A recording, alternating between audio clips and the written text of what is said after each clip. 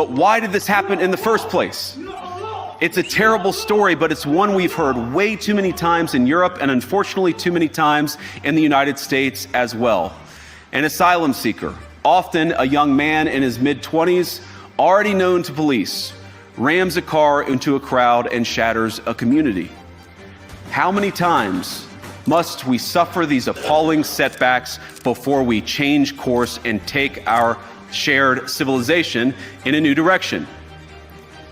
No voter on this continent went to the ballot box to open the floodgates to millions of unvetted immigrants. But you know what they did vote for? In England, they voted for Brexit, and agree or disagree, they voted for it. And more all over Europe, they're voting for political leaders who promise to put an end to out-of-control migration. Now, I happen to agree with a lot of these concerns, but you don't have to agree with me. I just think that people care about their homes, they care about their dreams, they care about their safety and their capacity to provide for themselves and their children. And they're smart. I think this is one of the most important things I've learned in my brief time in politics.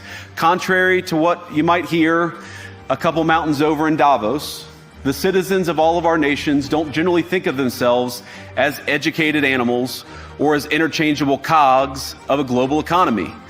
And it's hardly surprising that they don't want to be shuffled about or relentlessly ignored by their leaders.